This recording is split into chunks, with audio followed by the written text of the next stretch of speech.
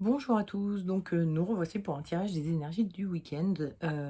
J'étais absente pendant 15 jours, donc j'espère que tout s'est bien passé pour vous pendant ces 15 jours. Et puis du coup maintenant, je reprends mes tirages des énergies du week-end. Week-end du 17 et 18 décembre 2022. Voilà. Bon, je vous rappelle le principe comme d'hab. Je vous présente des cartes du Dixit.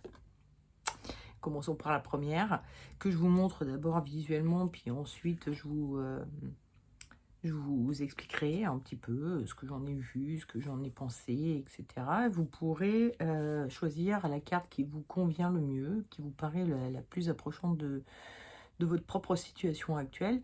Et ensuite, vous n'aurez plus qu'à vous reporter au tirage des énergies de votre week-end, qui correspondra à la carte que vous aurez choisie. J'espère que c'est clair. Donc, on va commencer par la première carte. Excusez-moi si ça bouge un peu, je suis désolée. Des fois, je fais bouger la table et puis mon support à téléphone n'est pas hyper stable. Bref, donc, excusez-moi, j'ai un petit chat. La première carte où nous voyons donc deux personnages, l'un qui est protégé par un parapluie et qui n'a pas de pluie qui tombe sur lui, puis l'autre qui est complètement mouillé.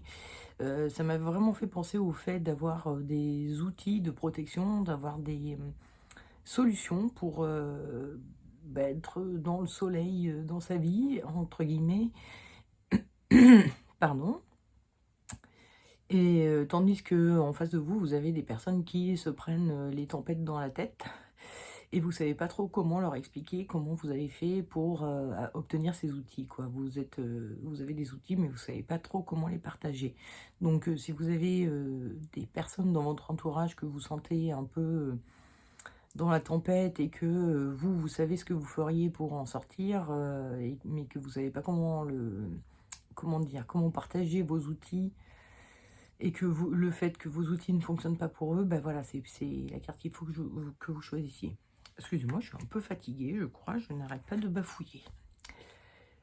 La seconde carte, nous voyons, donc il y a beaucoup de jarres comme ça, là, toutes ces pots, et puis de ce pot sort un espèce de génie. Donc ça fait vraiment penser au fait de sortir de prison, quoi, hein, d'être dans un truc un peu étriqué, puis on en sort enfin. Donc si vous avez l'impression d'un sentiment de liberté, de libération plus exactement en ce moment, ben voilà, c'est la carte qu'il faut que vous choisissiez. Et enfin, la troisième carte, qui est quand même très parlante. Je l'avais jamais tirée celle-ci, puis je crois que je l'avais même jamais vue, ou remarquée du moins, parce que je l'avais vue, je les ai toutes regardées mes cartes, mais j'avais pas fait gaffe. Excusez-moi encore si la table bouge. Nous voyons donc ce personnage qui est face à un miroir, mais le miroir ne reflète pas exactement ce qu'elle voit, quoi. Il y a le côté, bon, il y a une petite auréole là, elle n'a pas de main. Je vais rapprocher, mais on voit que ses manches sont vides. Enfin bon, bref, on a ce sentiment, enfin, ça m'a fait penser au sentiment que l'on peut ressentir quand on a une certaine image de soi-même et une certaine image qu'on pense renvoyer, et qu'en fait on se rend compte qu'on n'est pas du tout comme l'image qu'on pense renvoyer. C'est-à-dire qu'on pense renvoyer une certaine image et on s'aperçoit tout d'un coup qu'en fait on n'est pas du tout comme ça. Que on fait des choses qu'on pensait qu'on ne ferait pas, on dit des choses ou on pense des choses qu'on pensait qu'on ne penserait pas, enfin voilà. Donc si vous êtes dans ce cas-là en ce moment, écoutez, c'est la carte qu'il faut choisir. Allez, on va commencer le tirage des énergies du week-end de ceux qui auront choisi cette carte-ci. En énergie de votre week-end, j'ai tiré le battleur. Le battleur que l'on voit, c'est un personnage qui a le visage tourné donc vers la gauche. Alors là, il a l'air d'être vers la droite, parce que pour moi, la gauche, elle est par là. Mais bon, comme c'est inversé, tout ça, enfin bon, bref, peu importe. Toujours est-il qu'il est tourné vers la gauche, hein, quand je le regarde en face, il est bien tourné vers la gauche. Évidemment, quand on prend la position, finalement, il est tourné vers la droite. Mais visuellement, là, on est sur un personnage qui a le visage tourné vers la gauche et qui est en train quand on se tourne vers la gauche, c'est qu'on retourne vers notre passé. Et puis, c'est un personnage, avant de faire son tour de magie, il est en train de se remémorer comme ça. Donc, quand on se remémore, on a plutôt tendance à regarder vers la gauche. Il est en train de se remémorer, en tout cas dans nos cultures à nous, hein, évidemment, parce qu'on écrit de gauche à droite, quand on écrit dans d'autres sens, c'est pas pareil, mais bon, bref.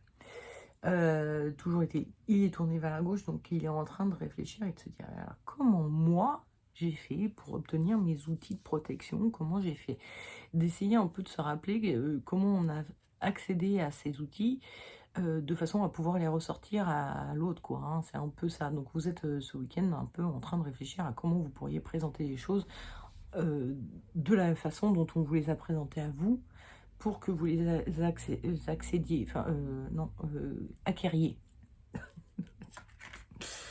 Le conseil que vous donne le tarot, c'est la justice, et le déconseil, c'est l'ermite. Alors l'ermite, encore une fois, il est tourné vers la gauche. Je sais pas si vous verrez la vidéo dans l'autre sens, je me rends pas bien compte, mais croyez-moi sur parole, moi quand je le regarde, il est tourné vers la gauche. Ah, bon. Donc, et puis il a sa petite loupiote, donc il est vraiment en mode, je suis en train de chercher dans le passé les choses qui m'ont amené à cette situation-là actuelle. Sauf que ça, c'est le déconseil. Le conseil que vous donne le tarot, c'est plutôt la justice qui, elle, regarde bien de face, bien droit devant elle. Et qui est très observatrice. La justice, c'est un personnage qui est dans l'observation minutieuse de tout ce qui pourrait lui apporter des solutions à sa problématique. Donc, en fait, je pense que là, le tarot est en train de vous dire que l'expérience par laquelle vous êtes passé pour acquérir les outils n'est pas valable pour tout le monde. Elle est valable seulement pour vous. C'est vous qui avez vécu cette expérience-là. La personne qui est en difficulté, de votre entourage qui est en difficulté actuellement, eh bien, elle a vécu une toute autre affaire. Elle a vécu une toute autre vie. Elle n'est pas du tout dans le même état d'esprit que vous étiez à l'époque où vous avez acquis vos outils, etc., etc., etc. Donc, c'est en train de vous dire, regardez plutôt vraiment concrètement où en est la personne, elle, et quelle est sa situation. Mettez-vous un peu à sa place aussi, essayez de comprendre la situation dans laquelle elle est pour lui donner les meilleurs conseils qui soient. Cherchez pas dans vos solutions à vous, dans votre histoire à vous, même si elle peut, comment dire, compléter votre observation du présent, de l'actuel, mais en tout cas, c'est surtout l'observation du présent et de la situation présente de la personne que vous cherchez à aider qui va aider vraiment à conseiller, quoi, à trouver des solutions qui peuvent être inspirées de vos propres solutions, mais il faut rester connecté à la situation de la personne. Voilà. Et puis en rune, j'ai... Oups là elle veut pas rester. Je dirais Berkano.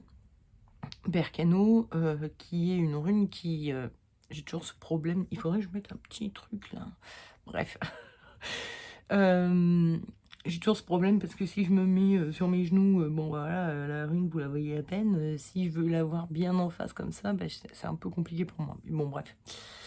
Donc Berkano, qui est une rune qui veut dire boulot, hein, c'est l'arbre, le boulot, qui est une rune qu'on associe à la fécondité, à la féminité, etc. Parce qu'on voit ici comme un profil de femme enceinte, hein, avec les seins et le ventre. Donc il y a vraiment ces notions de fertilité, et surtout de maman, hein, d'être en gestation de quelqu'un et d'être une maman. Et donc là, je pense que vraiment, Berkano, elle vient vous dire, comportez-vous comme une maman face à ses enfants. C'est-à-dire que vous allez pas, vous allez être à l'écoute, vous allez être protectrice, vous allez, comment dire, essayer de conseiller au mieux l'enfant dans sa situation présente. Vous n'avez pas forcément vécu toutes les expériences que vivent vos enfants. Donc, soyez rassurant, à l'écoute, et puis peut-être aussi montrer un peu l'exemple, parce que ça va en faire, comment dire, les parents ont beau inculquer un certain nombre de règles à leurs enfants, la plupart du temps, ce qu'ils vont retenir, c'est l'exemple que vous allez leur donner. Donc si vous leur dites ne dites pas de gros mots, mais que vous en dites à longueur de journée, bah, ils vont finir par dire des gros mots à un moment ou à un autre, hein, c'est inévitable. On a plein d'exemples comme ça aussi, les enfants de fumeurs fument, alors c'est pas systématique, mais ça arrive assez quand même fréquemment. Les enfants de buveurs buvent. Voilà, hein. En gros, c'est l'exemple quand même qui est le plus marquant. Donc essayez de donner l'exemple dans les choses que vous voulez transmettre. C'est-à-dire, comportez-vous tel que vous pensez, enfin, montrez la façon dont vous vous comportez pour vous protéger de ces tempêtes. Et peut-être que ça inspirera l'autre pour faire de même. Mais essayer de trouver, comment dire, les outils précis. Alors moi, j'ai commencé par faire comme ci, comme ça, comme ça, comme ça, pour arriver à ça. Ça va pas marcher. Par contre, si vous montrez l'exemple, si vous dites, bah moi je fais ça et du coup ça marche, et bah, peut-être que lui il se dira, ok, alors du coup je vais m'y prendre comme ci, comme ça. Rien à voir avec ce que vous avez fait, mais il va peut-être obtenir un résultat euh, équivalent en procédant d'une autre manière. Mais en tout cas, le fait de montrer l'exemple est une bonne solution pour enseigner à des gens des choses. Voilà. À des gens, à des enfants, mais à des gens aussi en général. Pardon. Donc voilà. Hein. Faites du mieux que vous pouvez, mais en tout cas, je pense pas que ressortir vos cours je sais pas ce que si vous avez suivi des cours ou lu un bouquin qui vous disait d'appliquer une méthode ou je ne sais quoi, ça va servir à rien. Restez bien connecté à la situation de la personne et à l'état d'esprit dans lequel elle est, dans son vécu, le vécu qu'elle a eu, son expérience personnelle, etc. Ça va peut-être pas marcher, vos outils, enfin en tout cas votre méthode pour acquérir un outil va pas forcément marcher sur eux parce qu'ils n'en sont pas au point où vous étiez au moment où vous l'avez acquéri. Donc voilà. Faites de votre mieux, c'est déjà sympa d'essayer d'aider les autres. Bon allez, on va passer à ceux qui auront choisi cette carte-ci. Donc vous avez ce sentiment de libération, hein, vous ressentez cette libération d'être sorti de quelque chose de contraignant. Excusez-moi, je regarde, il y a une voiture qui s'arrête à côté, je me demandais si c'était pour moi, mais pas du tout. Alors, l'énergie dans laquelle vous allez être ce week-end, c'est l'énergie de la tempérance. Alors, je ne sais pas si vous voyez, mais ici, tempérance, elle a 2 jarres avec de l'eau. Puis là, on voit que il y a des jarres tout partout. Et puis, il y a des espèces de bulles d'eau, hein, quand même. On a l'impression qu'elle est dans l'eau. Hein, Moi, j'ai vraiment ce sentiment, quand j'ai vu la carte sortir, de me dire, ok, je sors d'une prison pour rentrer dans une autre. J'ai vraiment eu ce sentiment que intempérance, on l'interprète pas du tout comme ça. Hein. Sortir d'une prison pour entrer dans une autre, c'est pas du tout une interprétation de la tempérance.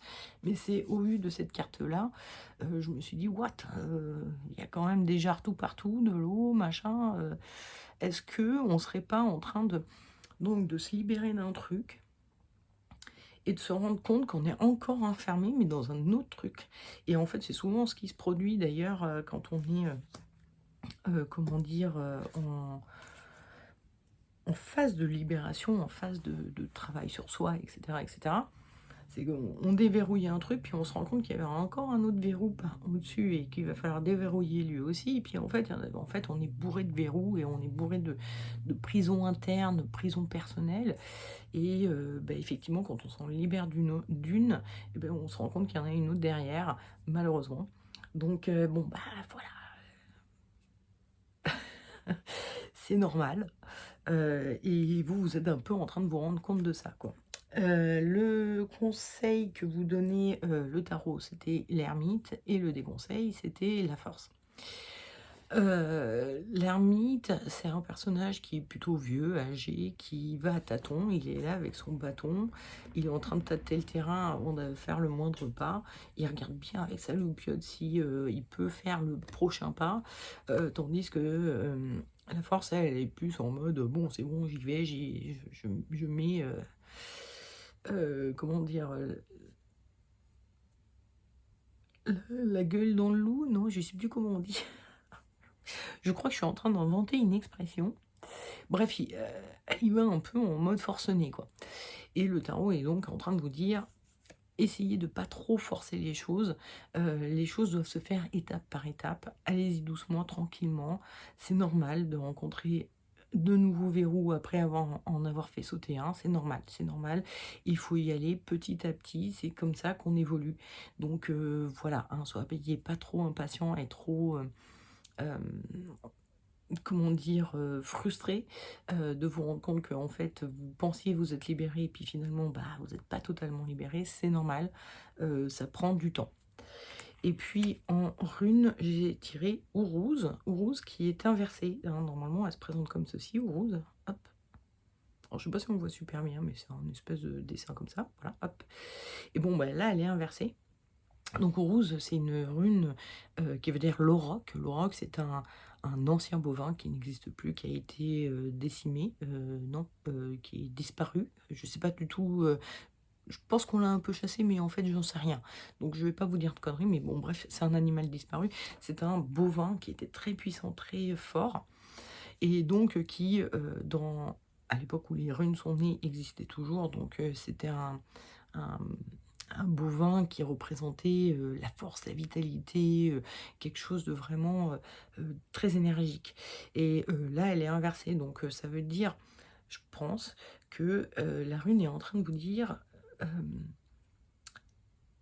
oui, ok, vous avez de l'énergie pour ça et c'est très bien, conservez-la, mais essayez de l'utiliser à bon escient, c'est-à-dire euh, utilisez-la petit à petit, encore une fois, hein, on est en mode ermite, vous avez cette énergie, utilisez-la pour faire sauter le verrou précédent, suivant. Utilisez-la ensuite pour faire sauter le verrou suivant, et ainsi de suite. Utilisez pas tout d'un coup en mode forcené comme la force, hein, parce que vous allez finir par vous épuiser, et vous n'aurez plus du tout la force de faire sauter aucun verrou. Donc vraiment, cette énergie, il va falloir qu'elle soit canalisée à bon escient. Donc c'est pour ça que Rose est inversé. C'est pas pour dire vous n'avez pas d'énergie ou n'imitez aucune énergie. Non, c'est pour dire vous en avez beaucoup et ben, utilisez-la de façon bien canalisée et bien précise au moment où il faut. Voilà. En tout cas, bravo, c'est bien de se libérer déjà au moins d'un verrou, enfin d'un seul, je cache l'autre. Et puis bah, les autres viendront tout seuls ensuite, enfin tout seuls ou du moins au moment où il le faut. Voilà, ne vous inquiétez pas et ne soyez pas trop frustrés, c'est normal. Allez, on passe au tirage des énergies de ceux qui auront choisi cette carte-ci, où donc vous retrouvez un peu face à vous-même, vous commencez à voir le voile tomber de vos propres apparences ou des apparences que vous imaginez donner. Et en énergie de votre week-end, j'ai tiré le jugement. Alors, le premier personnage qui m'a sauté aux yeux, c'est celui-ci, comme si vous vous sentiez au-dessus, comment dire, que vous aviez eu une forme d'élévation et que le monde matériel passait en second. Hein. Si vous regardez bien le personnage, il n'est pas trop concentré sur le monde matériel. Lui, il est concentré sur le message qu'il a à donner et puis basta. Mais ça l'intéresse pas plus que ça. Les autres personnages peuvent le regarder, mais lui, il regarde personne. Je vérifie sur mon jeu. Non, il est en train de loucher sur son nez. Bon. Il est très rigolo ce jeu, vraiment. Il y a beaucoup de personnages qui louchent. Bref. Donc ça me donnait vraiment ce sentiment d'avoir sauté une étape, d'avoir fait une forme d'élévation. Que bah voilà, vous avez découvert quelque chose de vous-même et puis du coup vous vous rendez compte que il y a des choses qui vous paraissaient importantes avant et qui ne vous paraissent plus aussi importantes aujourd'hui. Et notamment, peut-être en lien avec l'image que vous renvoyez. C'est-à-dire que vous avez peut-être toujours voulu vous faire aimer, toujours voulu paraître bien, toujours voulu paraître gentil, etc. Et qu'aujourd'hui, peut-être que ça vous parle moins. Ça.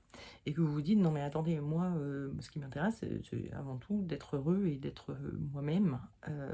Et de m'accepter tel que je suis. Donc voilà, vous avez vraiment ce sentiment, bon, voilà, je ne suis plus de ce monde-là, je suis de ce monde-là maintenant, quoi.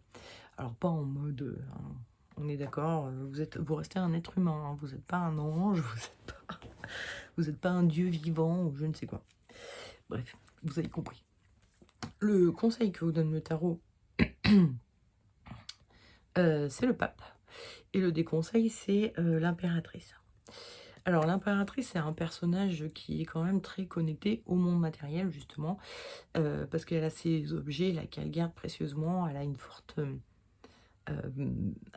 inquiétude à perdre ses objets, elle les étreint comme si elle avait peur qu'on les lui vole quelque part. Et du coup, le tarot vous dit, bah oui, effectivement, ça, lâchez un peu. Alors, quand je dis lâcher le monde matériel, ça veut pas dire quitter votre boulot, vivez d'amour et d'eau fraîche ou je ne sais quoi, hein, on est d'accord. Restez dans... Enfin, vous mettez pas dans la merde, hein, quand même. Et du coup, le tarot vous conseille de faire comme le pape. Donc le pape, c'est un personnage qui a sa main qui est quand même positionnée plus ou moins au niveau du cœur, donc il suit une voie plus reliée à son cœur, à son âme, à ce qu'il est vraiment, et puis au ciel aussi, hein, parce qu'il montre, en fait, on pourrait dire qu'il montre le ciel. Donc il y a cet aspect, suivez ce que l'appel spirituel de votre cœur. Voilà. Donc voilà, hein, essayez de rester connecté à cet appel intérieur que vous avez et enfin, à cette révélation que vous avez eue et qui vous a permis, entre guillemets, de vous élever un peu, de passer à une étape supérieure dans votre acquisition du bien-être, etc. Continuez à suivre cette voie et à suivre ce que votre cœur vous dit, plutôt que de vous inquiéter du monde matériel et puis surtout du monde des apparences, du monde mais qu'est-ce que vont dire les autres, etc., etc.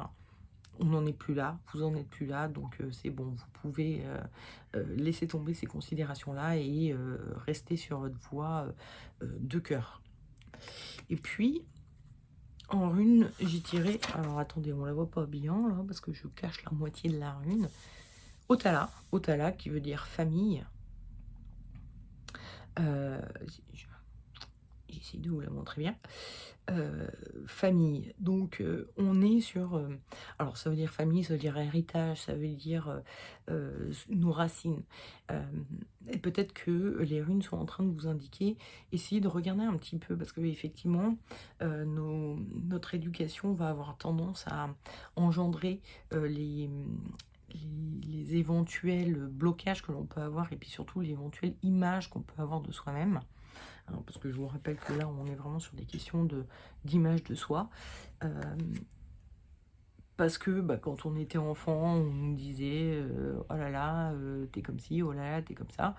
Et puis, Otala vous dit regardez bien comment on vous a éduqué, regardez bien comment vos parents étaient eux-mêmes. Peut-être qu'ils ont reporté sur vous des... comment dire, ils pensaient que vous étiez comme ci, comme ça, parce que eux-mêmes l'étaient, ou parce que... Enfin, vous voyez ce que je veux dire. Il y a sûrement quelque chose lié à l'éducation que vous avez eue et à la façon dont votre famille, en général, euh, comment expliquer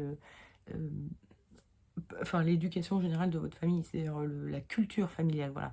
Il y a peut-être des liens avec la culture familiale qui pourraient être à creuser pour continuer à faire ce travail sur votre propre image et à vous en défaire surtout.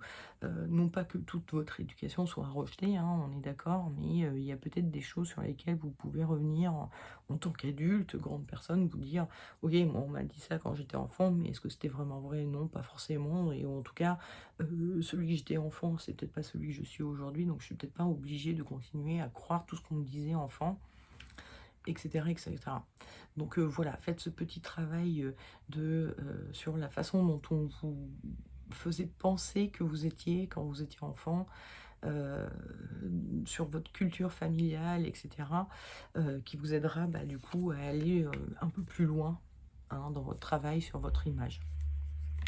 Voilà. Bon, écoutez, j'espère que ça vous aura plu. Puis je vous dis à la semaine prochaine pour le prochain tirage des énergies du week-end. Excusez-moi, je suis un peu fatiguée de la bouche. C'est ma bouche qui est fatiguée. Elle n'arrive pas à sortir toutes les syllabes tout le temps. Voilà. Désolée. Je vous fais des gros bisous, puis à tout vite. Ciao.